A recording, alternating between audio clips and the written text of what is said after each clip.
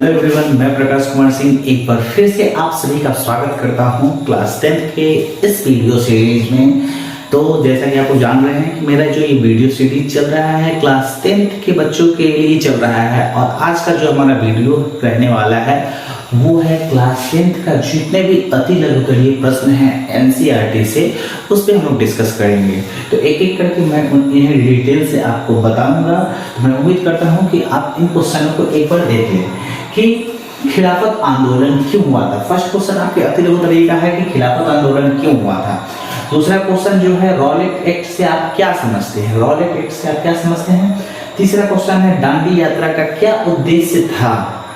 तो आप इन प्रश्नों को जानते हैं, पहचानते हैं, लेकिन शायद हो सकता है कि आप इन्हें अच्छी तरीके से नहीं एक्सप्लेन कर सकते हैं या इनके बारे में अच्छी तरीके से नहीं जानते हैं। तो मैं आज की वीडियो में कोशिश करूंगा कि इन सारे प्रश्नों को, ये जो आपको सारे 8 प्रश्न यानी कि 8 जितने भी क्वेश्चन दिखाई दे रहे हैं, इसको मैं आपको कंप्लीट कराऊंगा बारी बारी से। तो चलिए आज का जो वीडियो है उसको स्टार्ट करते हैं।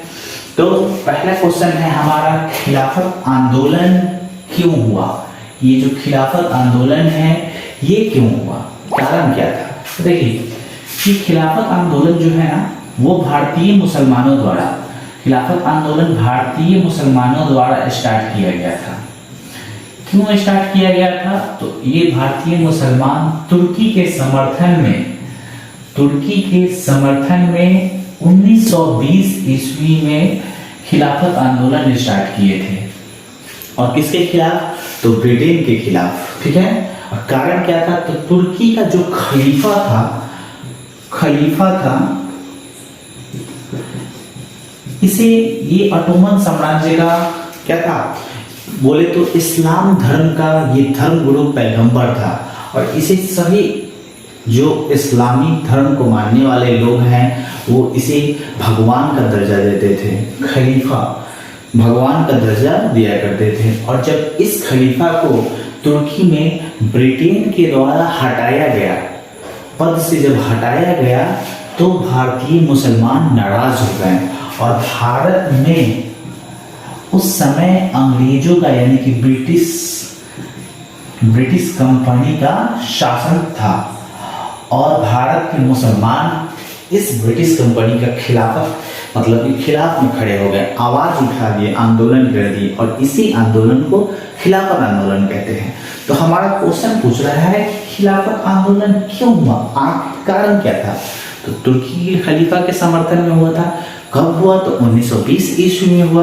तो आइए इसके आंसर को हम लोग देख लेते हैं। तो देखिए आंसर क्या लिखा हुआ है कि भारत के मुसलमानों को तुर्की के खलीफा को ब्रिटेन द्वारा सत्ता से हटा देना पसंद नहीं आया। क्या, सत्ता से हटा देना पसंद नहीं आया, और इसी नीति के खिलाफ आंदोलन हुआ। कहाँ आंदोलन हुआ था, भारत में, भारतीय मुसलमानों द्वारा तुर्की देश के समर्थन में। तो एग्जाम में ऑब्जेक्टिव आप लोग देखे होंगे कि किस देश के समर्थन में खिलाफत आंदोलन और कब हुआ था, तो तुर्की देश के समर्थन में और 1920 में ऑब्जेक्टिव में है हमारा क्वेश्चन। तो यही है खिलाफत आंदोलन क्यों हुआ था। मैं पूरा डिटेल से आपको समझा दिया, और इससे भी डिटेल मैं जब वीडियो लाऊंगा फुली इस चैप्टर का डिटेल से उसमें होगा। तो अभी तो हम लोग एग्जाम के व्यू से तैयारी कर रहे हैं, तो क्वेश्चन को ही देखेंगे, क्वेश्चन को टारगेट करेंगे। सबसे पहले हमारा टारगेट क्या है, एग्जाम है, हमें महारथी नहीं बनना है, अभी क्वेश्चन को देखना है।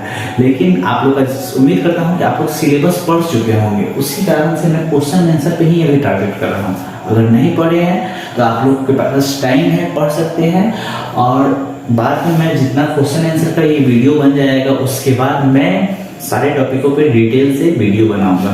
तो आइए दूसरा क्वेश्चन है हमारा, रॉलेट एक्ट से आप क्या समझते हैं। रॉलेट एक्ट से आप क्या समझते हैं, आप बताइए। रॉलेट एक्ट क्या था, तो रॉलेट एक्ट क्या था, क्यों चलाया गया था, रॉलेट कानून क्यों बनाया गया था, ये दिमाग में आना चाहिए। रॉलेट एक्ट कानून था जो ब्रिटिश अंग्रेजों द्वारा बनाया गया था, भारतीय क्रांतिकारियों की बढ़ते हुए गतिविधि को देखते हुए, ताकि उनकी गतिविधि पे अंकुश लगाया जाए।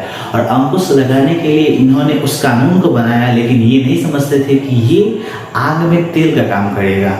ये रॉलेट कानून, जिसे अंधा कानून कहा गया, इस अंधे कानून में था कि किसी भी क्रांतिकारी को संदेह होता है उसे गिरफ्तार कर लीजिए, इसमें कोई सुनवाई नहीं होगा, उनको सजा दे दीजिए। लेकिन ये इसके विरोध में और भी तेजी से आंदोलन शुरू हुआ और इसमें कहते नहीं है आग में तेल का काम किया जालियांवाला बाग हत्याकांड, ठीक है। तो जालियांवाला बाग हत्याकांड के बाद तो आंदोलन बढ़ता ही चला गया, असहयोग आंदोलन, उसके बाद सविनय अवज्ञा आंदोलन, चौड़ा चौड़ी कांड, बहुत सारे आंदोलन हुए। तो ये रॉलेट कानून क्या था, संदेह के आधार पर किसी भी भारतीय क्रांतिकारी को संदेह हुआ और उसे उठा लीजिए, गिरफ्तार कर लीजिए और उस पर मुकदमा चलाइए। मैं उम्मीद करता हूँ कि आपको रॉलेट एक्ट समझ में आया होगा। तो देखिए रॉलेट एक्ट कब हुआ था, 1919 ईस्वी में। ऑब्जेक्टिव का क्वेश्चन बनता है। तो रॉलेट एक्ट 1919 के अनुसार यह नियम बनाया गया जिसमें किसी भी भारतीय को बिना अदालत में मुकदमा चलाए जेल में बंद किया जा सकता था और उसे पनिशमेंट दिया जा सकता था, ठीक है। तो ये हुआ आपका आंसर। उसके बाद है अगला क्वेश्चन है दांडी यात्रा का क्या उद्देश्य था। तो दांडी यात्रा का उद्देश्य था कि सरकार द्वारा बनाए गए नमक कानून को नमक बनाकर भंग कर दिया जाए, अर्थात कानून की अवज्ञा किया जाए।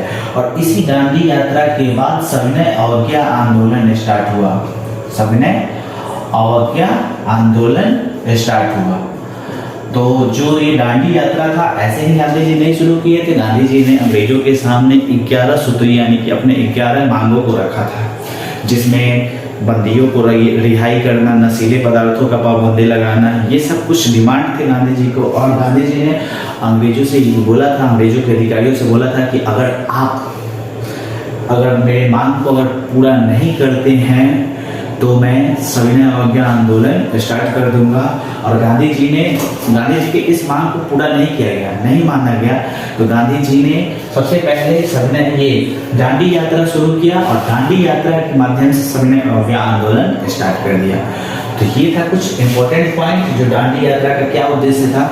तो हमने 1, 2 और 3 क्वेश्चन को देख लिया। बाकी के क्वेश्चनों को नेक्स्ट वीडियो में हम देखेंगे 4, 5, 6, 7, 8, ताकि वीडियो क्या हो छोटा और लंबा ना हो। तो आज के लिए बस इतना ही। वीडियो अच्छा लगा हो तो लाइक जरूर करें, लाइक और शेयर सब्सक्राइब करें। Thank you so much.